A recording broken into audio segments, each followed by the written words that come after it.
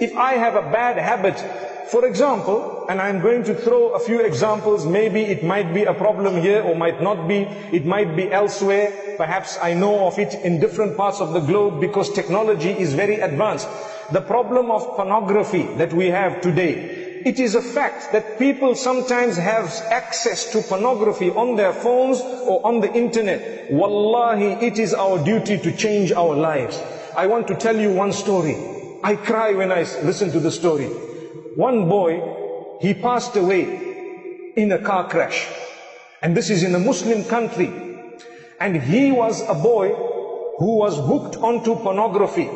May Allah forgive him. But what happened is, he paid some money with his card in order to get weekly emails full of naked women.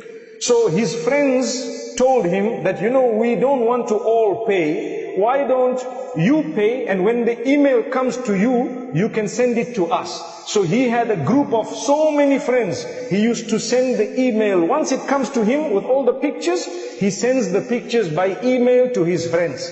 So he was getting tired of forwarding, so he decided to use auto forward.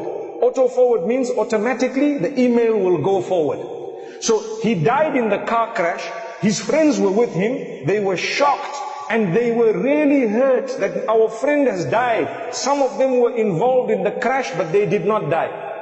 So what happened is, a few days later, when they met at his house, they were crying so much because they said to the sheikh, that sheikh, every week we are getting emails from this man, but he is now in his grave. Allahu Akbar, Allahu Akbar. Look at this.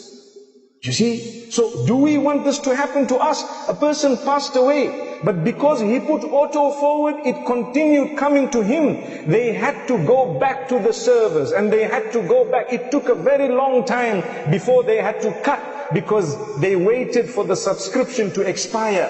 But they were crying. They all learned a lesson. So I said that inshallah Allah will forgive him, because so many of you have stopped watching pornography because you learned a very big lesson. Subhanallah. So Allah can forgive him. We must not think bad about him. Allah is the judge. We are not there to judge anyone. So we ask Allah, but we learn a lesson. So I say in Ramadan, think about it. Those who have bad habits, if we die whilst we are engaged in something very bad, it will be an embarrassment for us. We'd rather become better people as we go. One day, I was sitting in one lecture of a very senior sheikh, and he said, think about how long you want to live. So people were thinking, so he asked some people, how long do you want to live? How long do you want to live? One man says, I want to live however long Allah keeps me. The other one said, I want to live for 100 years. One said 90 years. But nobody said, I want to die now. Because no one wants to die. So he said, okay, even if you choose 100 years, when 100 years finishes, what will happen to you? Good question. You still have to go to Allah. So when you go to Allah, you need to go with a good record. So try your best to earn the pleasure of Allah.